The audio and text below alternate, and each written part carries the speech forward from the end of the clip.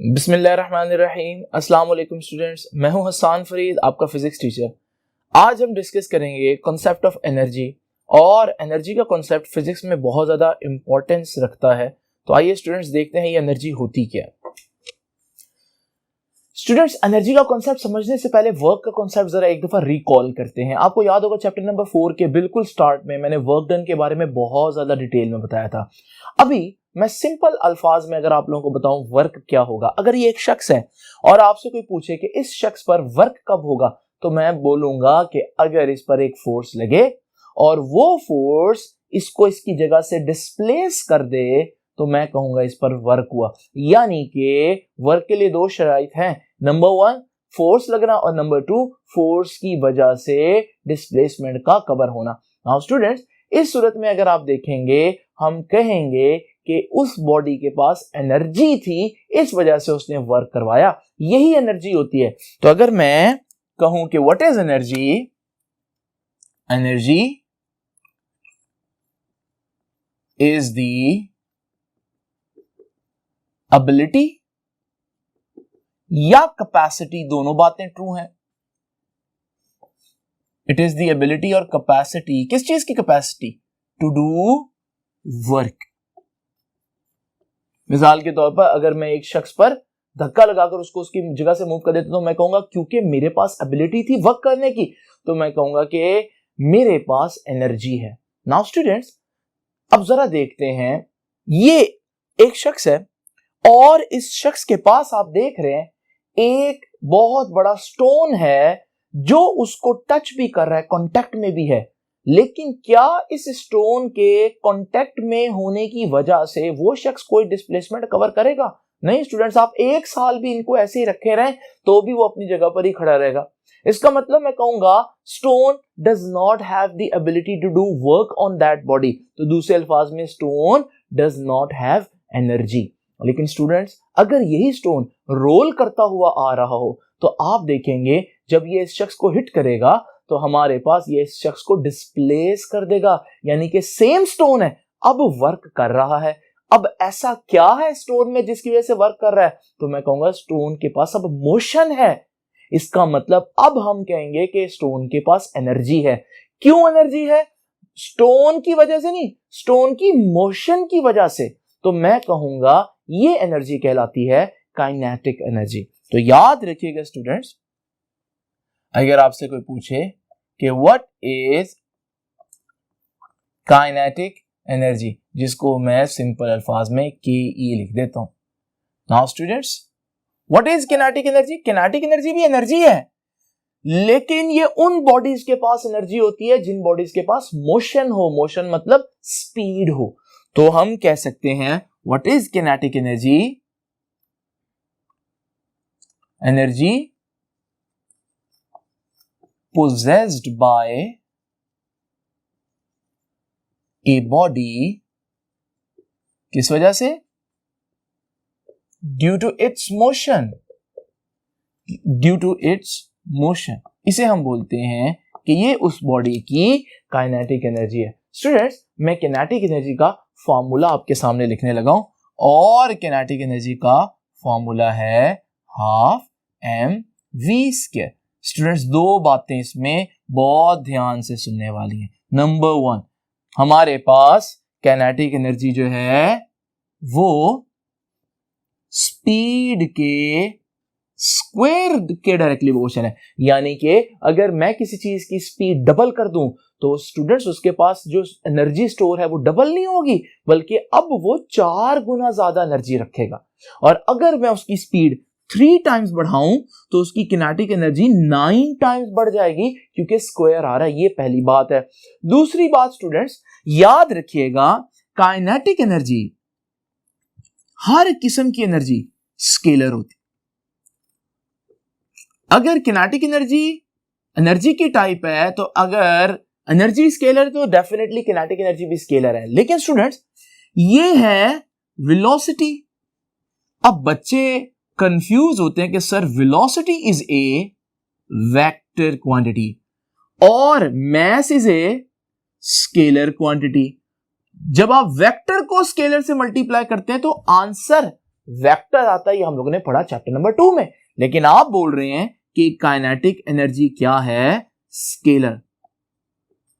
So how come the product of a scalar and a vector becomes a scalar? Because we know that scalar को vector से multiply करें तो answer vector आता है। जैसे हम लोगों ने चैप्टर 2 में देखा कि ये a है, इसको 2 से मल्टीप्लाई करूंगा तो ये वेक्टर ही रहेगा, लेकिन 2 गुना बड़ा वेक्टर हो जाएगा।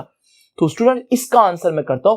एक्चुअली में ये फॉर्मूला इस तरह से नहीं है। ये फॉर्मूला अगर हम ज्यादा डिटेल में देखें तो ये फॉर्मूला बनता है kinetic energy is equal to half m, और ये वेलोसिटी और वेलोसिटी का डॉट प्रोडक्ट है स्टूडेंट्स।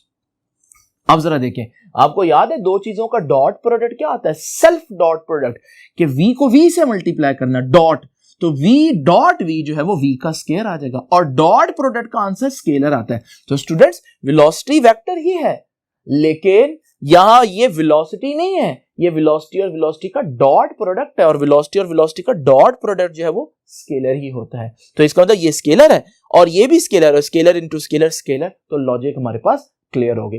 नाउ स्टूडेंट्स एक और इंपॉर्टेंट बात देखिए, किसी बॉडी के पास किनेटिक एनर्जी है या नहीं, इसके देखने के लिए आपको क्या चेक करना पड़ेगा कि उसके पास स्पीड है या नहीं। स्पीड है या नहीं ये देखने के लिए क्या आपको किसी किस्म के इंस्ट्रूमेंट की जरूरत है? हरगिज नहीं स्टूडेंट्स। स्पीड कितनी है ये देखने के लिए तो इंस्ट्रूमेंट चाहिए, लेकिन स्पीड है या नहीं ये देखने के लिए इंस्ट्रूमेंट नहीं चाहिए। अगर गाड़ी मेरे सामने खड़ी है और अपनी पोजीशन चेंज नहीं करी, मैं कहूंगा कि यहां पर स्पीड नहीं है, और अगर वो गाड़ी मुसलसल मेरे हिसाब से पोजीशन चेंज कर रही है तो मैं कहूंगा इसके पास स्पीड है, मोशन है, मतलब इसके पास काइनेटिक एनर्जी है।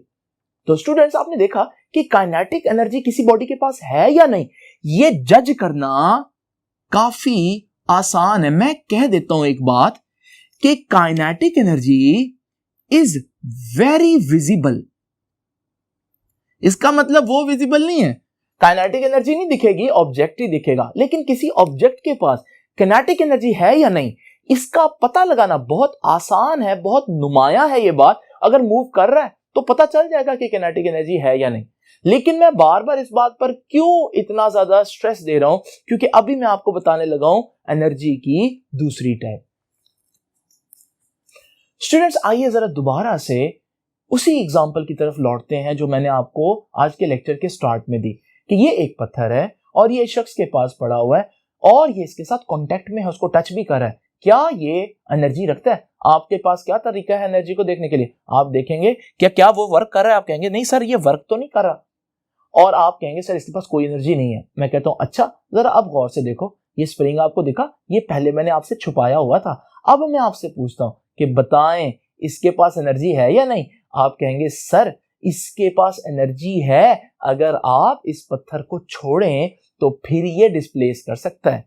यानी कि दूसरे अल्फाज में आप कहेंगे इस बॉडी के पास वर्क करने की अभी एबिलिटी तो नहीं है, लेकिन इसका पोटेंशियल है कि ये फ्यूचर में वर्क कर दे अगर आप इसको छोड़ें। ये बिल्कुल ऐसे ही है जैसे किसी बच्चे को जब मैं कहूं कि बेटा तू काम किया कर, तेरे में पोटेंशियल है, इसका यह मतलब नहीं है कि वो अच्छा काम कर रहा है, इसका यह मतलब है अगर वो एफर्ट करे तो अच्छा काम कर सकता है। बिल्कुल इसी तरह से पोटेंशियल एनर्जी जो है वो ये होती है कि उस वक्त एनर्जी नजर नहीं आ रही, लेकिन अगर आप बॉडी को अलाउ करें तो फिर आपको पता चलेगा कि भाई उसके पास एनर्जी है या नहीं, जैसे स्प्रिंग वाले केस में हुई। एक और एग्जांपल देखते हैं।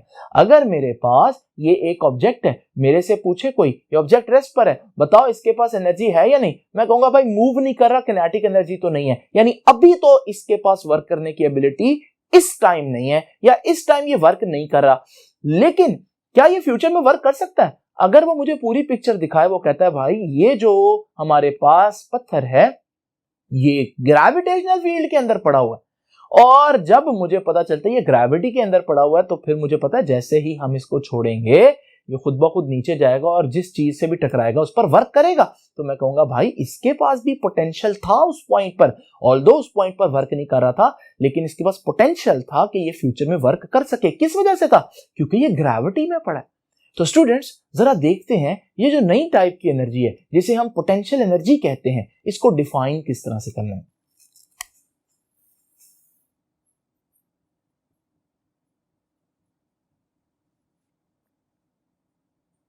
नाउ स्टूडेंट्स, पोटेंशियल एनर्जी आपने देखा दो वजह से है। या तो वहां कोई फील्ड है, जैसे ग्रेविटेशनल फील्ड है, ग्रेविटी मूव करवाएगी, इलेक्ट्रिक फील्ड है, इलेक्ट्रिक फील्ड मूव करवाएगा, मैग्नेटिक फील्ड है, मैग्नेटिक फील्ड मूव करवाएगा। तो हमारे पास यहां पर पोटेंशियल एनर्जी के लिए एक चीज जो है वो फील्ड मौजूद है। दूसरी चीज क्या हुई, या तो आप देख रहे हैं एक स्प्रिंग है और स्प्रिंग को हमने दबा कर रखा हुआ है, इसकी कंस्ट्रेंड स्टेट है, और जैसे ही आप इसको रिलीज करेंगे वो फौरन ही वही एनर्जी जो स्टोर किए हुए वापस देगा। इसका मतलब पोटेंशियल एनर्जी क्या होती है, ये वो एनर्जी है, energy possessed by a body, किस वजह से, दो वजह से, due to a force field, या तो वहां कोई फील्ड है जैसे ग्रेविटेशनल फील्ड है, इलेक्ट्रिक फील्ड है, और due to its constrained state, या फिर उसकी कंस्ट्रेंट स्टेट की वजह से, जैसे स्प्रिंग कंप्रेस हुआ है, इस वजह से जो एनर्जी स्टोर होगी उसे हम बोलेंगे potential energy. Now students, potential energy की कई टाइप्स हैं, क्योंकि फील्ड्स की कई टाइप्स हैं। तो ये देखिए हमारे पास पहली है gravitational potential energy. Definitely gravitational potential energy body में कहां पर होगी, जब बॉडी ग्रेविटी के अंदर होगी। मिसाल के तौर पर अगर मेरे पास ये एक ऑब्जेक्ट है और मैं इसको जमीन से ऊपर ले जाता हूं और जैसे मैं इसको छोड़ूंगा ये खुद ब खुद वापस आएगा, तो मैं कहूंगा इसके पास कौन सी एनर्जी स्टोर हो गई थी ऊपर लेकर जाने के बाद, ग्रेविटेशनल पोटेंशियल एनर्जी। वैसे तो पोटेंशियल एनर्जी है लेकिन क्योंकि ग्रेविटी के अंदर है तो इसे बोलेंगे ग्रेविटेशनल पोटेंशियल एनर्जी। तो what is gravitational potential energy? Energy stored in A body due to its height or change in its height। कहां पर? in gravitational field। याद रखिएगा स्टूडेंट्स, पोटेंशियल एनर्जी जो है उसका फॉर्मूला है, ग्रेविटेशनल पोटेंशियल एनर्जी का फॉर्मूला है mgh। ये है हमारे पास ग्रेविटेशनल पोटेंशियल एनर्जी का फॉर्मूला। इसका मतलब क्या है, यहां पर भी देखिए कि जितनी हाइट ज्यादा होगी उतनी ग्रेविटेशनल पोटेंशियल एनर्जी ज्यादा होगी। आपको कैसे पता चलेगा? सिंपल एक्सपेरिमेंट कर सकते हैं, थोड़ा सा रिस्की एक्सपेरिमेंट है।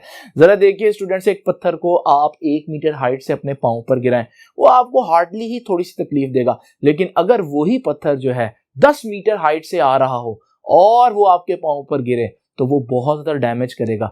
ज्यादा डैमेज तो तभी कर सकते हैं ना जब उसके पास ज्यादा एनर्जी स्टोर है। इसका मतलब जितनी ज्यादा हाइट उतनी ज्यादा ग्रेविटेशनल पोटेंशियल एनर्जी। एक और चीज भी देख रहे हैं, आप देख रहे हैं जी की वैल्यू, जितना जी की वैल्यू स्ट्रांग होगी वहां पर हमारे पास पोटेंशियल एनर्जी भी उतनी ज्यादा स्टोर होगी। मिसाल के तौर पर अगर मेरे पास एक पत्थर जो है वो जमीन पर आप पर गिरे, वो ज्यादा हर्ट करेगा, लेकिन उतनी हाइट पर अगर आप चांद पर एक पत्थर अपने ऊपर गिराएं तो वो पत्थर बड़े आराम से आपको आकर हिट करेगा, क्योंकि वहां पर जी की वैल्यू यानी कि जो फील्ड की स्ट्रेंथ है वो बहुत वीक है, यानी कि gravitation field is not that strong as compare to earth. और तीसरी क्या चीज है, मैस। अगर मैस ज्यादा होगा तो भी एनर्जी स्टोर होगी। ये भी सिंपल देखने को पता चल सकता है। एक छोटा पत्थर ले और एक बड़ा पत्थर ले, दोनों को जमीन पर एक जैसी हाइट पर रखें, किसको आप गिरने से डरेंगे अपने पांव पर? तो डेफिनेटली जिसका मास ज्यादा होगा, बिकॉज यू नो दैट कि उसके पास ज्यादा मैस है तो उसके पास ज्यादा एनर्जी भी स्टोर हुई होगी। नाउ स्टूडेंट्स, ये है ग्रेविटेशनल पोटेंशियल एनर्जी। एक और इंपॉर्टेंट बात, क्योंकि ये हाइट पर डिपेंड करती है तो हाइट के लिए कोई रेफरेंस पॉइंट होना जरूरी है। अब रेफरेंस पॉइंट जहां से आप मेजर करें डिस्टेंस, ये दो रेफरेंस पॉइंट हो सकते हैं। ये reference point usually surface of earth होता है। आप सारी हाइट्स कहां से मेजर करेंगे? ग्राउंड की सरफेस से। जैसे कि मैं देखना चाहता हूं इसके पास कितनी पोटेंशियल एनर्जी है, तो मैं हाइट देखूंगा, और हाइट कहां से देखूंगा? जमीन से देखूंगा। नाउ स्टूडेंट्स, एक और बात, समटाइम हमारा reference point surface of earth नहीं होता, बल्कि हमारा रेफरेंस पॉइंट इंफिनिटी होता है। स्टूडेंट्स, मैं इसको यहां पर आपके सामने अभी डिटेल में डिस्कस नहीं करूंगा। अगर आप ये कॉन्सेप्ट समझना चाहते हैं तो आप लोगों को मेरा lecture absolute gravitational potential energy को बड़े ही ध्यान से सुनना होगा, इसी चैप्टर का लेक्चर है। नाउ स्टूडेंट्स, ये हो गई ग्रेविटेशनल पोटेंशियल एनर्जी। उसके बाद एक और पोटेंशियल एनर्जी का जिक्र मैं करना चाहूंगा आपके सामने, electric potential energy. Electric potential energy क्या है जरा देखते हैं स्टूडेंट्स। जस्ट इमेजिन करें हमारे पास ये दो पॉजिटिव चार्जेस हैं, इनका अपना अपना एक फील्ड होता है, इसे बोलते हैं इलेक्ट्रिक फील्ड। अगर मैं दोनों को बहुत करीब लेकर आऊं, इतना करीब कि ये एक दूसरे के इलेक्ट्रिक फील्ड टच करें, तो ये एक दूसरे पर एक ऐसी फोर्स लगाएंगे। आप जानते हैं कि पॉजिटिव चार्जेस रिपेल करते हैं, तो जैसे ही मैं इनको छोड़ूंगा ये खुद ब खुद मूव करेंगे ऑपोजिट डायरेक्शन में, यानी कि वर्क हुआ। और ये वर्क क्यों हुआ? इलेक्ट्रिक फील्ड्स की वजह से। तो यहां पर मैं कहूंगा कि इलेक्ट्रिक पोटेंशियल एनर्जी की वजह फिर कौन हुआ? जैसे ग्रेविटेशनल पोटेंशियल एनर्जी की वजह ग्रेविटी हुई, इसी तरह से इलेक्ट्रिक पोटेंशियल एनर्जी की वजह इलेक्ट्रिक फील्ड हुई। और इलेक्ट्रिक पोटेंशियल एनर्जी किसमें स्टोर होती है? चार्जेस में, stored in electric charges. Now students, एक और एनर्जी जिसका जिक्र करना यहां जरूरी है, वो है हमारे पास elastic potential energy. Now what is elastic potential energy? यानी कि EPE, elastic potential energy. Now students, अगर हमारे पास कोई स्प्रिंग कंप्रेस या स्ट्रेच फॉर्म में हो और आप उसको छोड़ें, तो आपको मालूम है वो वर्क करने की एबिलिटी रखता है। इसे हम बोलते हैं कि इसके पास जो एनर्जी है, ये कौन सी एनर्जी है? ये इलास्टिक पोटेंशियल एनर्जी है। तो this is the energy stored due to compressed or stretched state of a spring। अच्छा, इलास्टिक पोटेंशियल एनर्जी किस फील्ड की वजह से है? क्योंकि ग्रेविटेशनल पोटेंशियल एनर्जी बना रही है, electric potential energy electric field की वजह से है। तो जब मैं पूछता हूं इलास्टिक पोटेंशियल एनर्जी किस वजह से है, तो इलास्टिक पोटेंशियल एनर्जी बच्चे कहते हैं इलास्टिक फील्ड की वजह से। मैक्रो लेवल पर यह बात सही है, लेकिन स्टूडेंट्स अगर आप इस स्प्रिंग को बहुत ज्यादा जूम करके देखें तो आपको पता चलेगा इस स्प्रिंग के अंदर भी पॉजिटिव और नेगेटिव चार्जेस हैं, क्योंकि मेटल है। और चार्जेस के दरमियान कौन सा फील्ड होता है स्टूडेंट्स? इलेक्ट्रिक फील्ड होता है। तो जब आप इसको स्ट्रेच करते हैं तो बेसिकली आप उसके इलेक्ट्रिक फील्ड में पोजीशन चेंज कर रहे हैं, जिसकी वजह से इसमें वापस जाने की एक एबिलिटी जनरेट हो जाती है। तो एक्चुअली में अगर आप स्मॉल लेवल पर देखें तो इलास्टिक पोटेंशियल एनर्जी की वजह है कौन? तो वजह इलेक्ट्रिक फील्ड ही है। तो ये students elastic potential energy. Elastic potential energy आपको कहां नजर आएगी? इलास्टिक पोटेंशियल एनर्जी आपको स्प्रिंग्स में नजर आएगी। इसके अलावा इलास्टिक पोटेंशियल एनर्जी आपको कैटापुल्ट में नजर आएगी। कैटापुल्ट कहते हैं गुलेल को जिससे निशाना लेते हैं। तो इस तरह की चीजों में हमारे पास इलास्टिक पोटेंशियल एनर्जी होती है। नाउ स्टूडेंट्स, ये तो थोड़ा सा डिस्कस हमने कर लिया कि पोटेंशियल एनर्जी क्या होती है, किनेटिक एनर्जी क्या होती है और पोटेंशियल एनर्जी की टाइप्स क्या है। हमने स्टार्ट में डिस्कस किया कि एनर्जी वर्क करवा सकती है, लेकिन एनर्जी कितना वर्क करवा सकती है अब हम जरा ये देखेंगे। तो अब हम जरा देखते हैं कि ये वर्क एनर्जी प्रिंसिपल क्या है। स्टूडेंट्स आइए देखते हैं कि ये वर्क एनर्जी प्रिंसिपल क्या होता है। ये देखिए, मेरे पास एक बॉल है जिसका मास है m और उसकी स्पीड है इनिशियल स्पीड vi। मैं उस पर फोर्स लगाऊंगा। इधर फोर्स का काम क्या होता है? हमने देखा फोर्स का काम होता है एक्सेलरेट करना, यानी कि स्पीड को चेंज करना। अगर बॉडी इधर जा रही थी और बॉडी की डायरेक्शन में फोर्स लगी, मोशन की डायरेक्शन में फोर्स लगी, तो फिर फोर्स क्या करेगी? स्पीड चेंज करेगी, लेकिन स्पीड बढ़ाएगी। तो vi से स्पीड बढ़कर vf हो गई, डिस्टेंस उसने d मूव किया। ये सारी बातें आप लोगों ने बुक की पैराग्राफ से लिखनी है। मैं सिर्फ डेरिवेशन आप लोगों के सामने देखता हूं। मैं कह सकता हूं न्यूटन की थर्ड इक्वेशन के accordingly 2as is equal to vf square minus vi square. ये न्यूटन की थर्ड इक्वेशन है जो मैंने आप लोगों के सामने लिखी है। एस क्या है यहाँ पे स्टूडेंट्स? एस डिस्टेंस है, और डिस्टेंस को मैंने आज सिंबल दिया हुआ डी का, तो मैं एस की जगह अगर लिख दूं कि 2AD is equal to V F square minus V I square, तो ये भी गलत नहीं होगा। नाउ स्टूडेंट्स, आपने थोड़ा सा इसको रीअरेंज करना है। आप डी को एक तरफ रखें और 2A उधर जाकर डिवाइड हो जाएगा, क्योंकि यहां मल्टीप्लाई हो रहा है। तो स्टूडेंट्स, उधर हमारे पास V F square minus V I square रह जाएगा। मैं इसे इक्वेशन नंबर 1 कह देता हूं। नाउ स्टूडेंट्स, ये जो मेरे पास इक्वेशन आई है, इसको हम थोड़ी देर के लिए यहां रखते हैं। अब जरा देखते हैं एक और इंपॉर्टेंट बात। न्यूटन का सेकंड लॉ आपको याद होगा। According to Newton's second law, students, Newton का सेकंड लॉ क्या कहता है? न्यूटन का सेकंड लॉ कहता है F is equal to M A.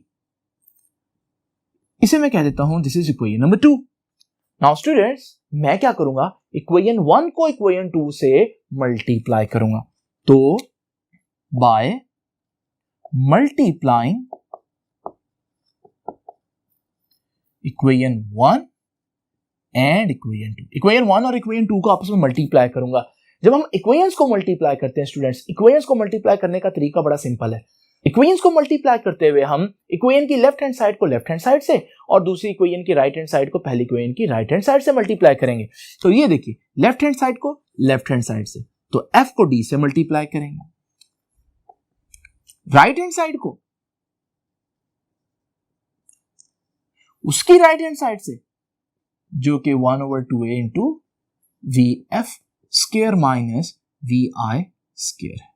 Now students, जरा जल्दी से देखिए, कुछ कैंसिल हो रहा है, ए से कैंसिल हुआ। जरा इस पूरी ब्रैकेट को ओपन करते हैं। यहां रह जाएगा एफ डी, ये एम है, ये हाफ है, तो हाफ एम इकट्ठा लिख देता हूं, अंदर रह जाएगा V F square minus V I square. Bracket open करूंगा, एफ डी हाफ एम, पहले इससे मल्टीप्लाई होगा तो बन जाएगा half M V F square, फिर माइनस आएगा, फिर हाफ एम इससे मल्टीप्लाई हो जाएगा तो half M V I square. Students, F को छोड़ दें थोड़ी देर के लिए, हाफ एम वी स्क्वायर कुछ याद आता है आपको? हाफ एम वी स्क्वायर तो किनेटिक एनर्जी का फॉर्मूला था, हाफ एम वी स्क्वायर।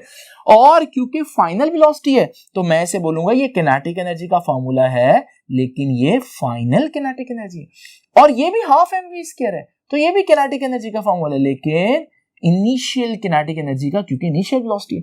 और स्टूडेंट्स यहां देखें एफ डी, स्टूडेंट्स याद आया एफ डी क्या होता है? एफ डी तो वर्क डन का फॉर्मूला है। इसका मतलब इस तरह हमारे पास वर्क आ जाएगा। इसको मैं आसान अल्फाज में लिखूं तो मैं लिखूंगा कि वर्क ने क्या किया है? वर्क ने चेंज इन किनेटिक एनर्जी की, यानी कि ये वही बात ना होगी, यही तो डेफिनेशन है एनर्जी की, कि एनर्जी क्या करवाता है? वर्क करवाता है। और दूसरे अल्फाज में ऑपोजिट में यहां देखें तो वर्क क्या करवा रहा है? एनर्जी में चेंज लेकर आ रहा है। तो इसका मतलब क्या हुआ स्टूडेंट्स कि work done on a body is equal to change in its kinetic energy. किसी भी बॉडी पर अगर आप वर्क लगाएं तो वो उस बॉडी की काइनेटिक एनर्जी चेंज कर देता है। काइनेटिक एनर्जी चेंज करने का मतलब यार समझते हैं ना आप लोग? काइनेटिक एनर्जी चेंज करने का मतलब उसकी स्पीड जो है वो चेंज कर देता है। स्टूडेंट्स, यही हमारा वर्क एनर्जी प्रिंसिपल है। और स्टूडेंट्स, एक बात जो बच्चों को समझानी बहुत जरूरी है, वो ये है कि बच्चे समझते हैं कि वर्क का ताल्लुक फिर किनेटिक एनर्जी के साथ है। नहीं स्टूडेंट्स, अगर एक चीज रेस्ट पर है और आप उस पर फोर्स लगाएं तो आप उस पर वर्क करेंगे तो उसकी स्पीड बढ़ जाएगी। हम कहेंगे यहां पर स्पीड जो है, यहां पर आपका जो वर्क है उसने किनेटिक एनर्जी में चेंज लिया। लेकिन अगर ये एक स्प्रिंग है और आप इस पर फोर्स लगाएं और इस स्प्रिंग को कंप्रेस कर दें, अब आपका वर्क जो है वो बॉडी में पोटेंशियल एनर्जी चेंज कर रहा है। तो इस सूरत में वर्क डन जो है वो पोटेंशियल एनर्जी के चेंज के बराबर होगा। और अगर हमारे पास कोई और एग्जांपल हो जिसमें आपका वर्क कोई और एनर्जी जो है वो स्टोर कर रहा है, तो हम कहेंगे कि वर्क डन उस एनर्जी के चेंज के बराबर है। लेकिन ये जो एग्जांपल है ये सिर्फ आपको बताने के लिए है कि वर्क जो है वो एनर्जी में चेंज लाता है। अगर स्पीड चेंज हो रही है तो किनेटिक एनर्जी में चेंज होगा, लेकिन अगर आप ग्रेविटी में कोई ऑब्जेक्ट ऊपर लेकर जा रहे हैं तो आपका वर्क जो है वो ग्रेविटेशनल पोटेंशियल एनर्जी चेंज करेगा। अगर आप स्प्रिंग दबाएंगे तो आपका वर्क जो है वो इलास्टिक पोटेंशियल एनर्जी भी चेंज करेगा। लेकिन बुक ने सिर्फ एक एग्जांपल आप लोगों के सामने दी है। स्टूडेंट्स, आई होप कि आपको वर्क और एनर्जी में बहुत ज्यादा डिफरेंस अब फील होगा कि नहीं, वर्क कुछ और चीज है और एनर्जी कुछ और चीज है। और किनेटिक और पोटेंशियल एनर्जी की जो आम डेफिनेशंस आप लोगों ने जो याद की होती है आमतौर पर, उनकी बजाय अब ये कॉन्सेप्ट आपको ज्यादा हेल्पफुल होगा। तो स्टूडेंट्स, आपसे मुलाकात होगी नेक्स्ट लेक्चर में। तब तक के लिए अल्लाह हाफिज।